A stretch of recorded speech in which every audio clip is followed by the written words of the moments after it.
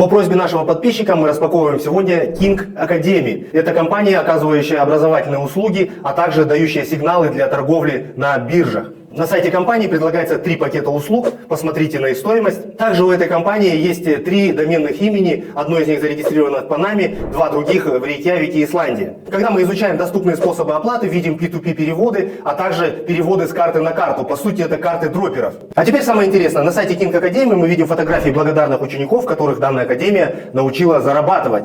Давайте посмотрим, кто же эти ученики. Посмотрите на якобы Александра Кондакова, который нашел любимую работу и ушел с нелюбимой. На самом деле это Виталий Рудкевич, директор завода.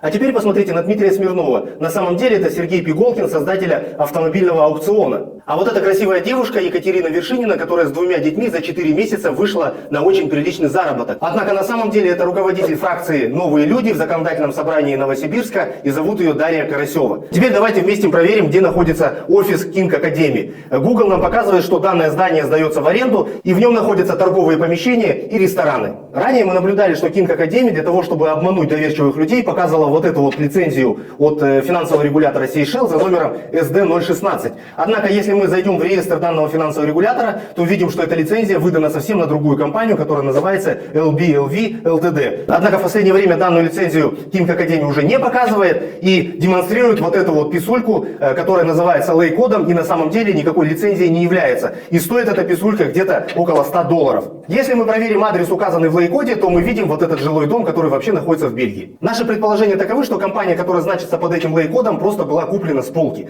Такие компании в Бельгии могут стоить до 7000 евро. Почему мы пришли к такому выводу? Потому что мы видим, что изменения в лей-коде произошли в этом году летом, и все данные, кроме названия, были удалены. Учитывая, что King Academy рассчитана в основном на русскоязычную аудиторию, язык штаб-квартиры был изменен на русский язык, для того, чтобы вам показывать вот эту вот бумажку. И теперь давайте посмотрим, какой у нас получается винегрет. Лей-код зарегистрирован в Бельгии, офис компании якобы находится в Британии, 2 из 3 сайтов находятся в Рейкьявике, Исландия, основной сайт находится в Панаме, нам показывали лицензию, которая была выдана на Сейшелах, вся информация на сайте переведена на русский язык, потому что целевая аудитория это жители СНГ.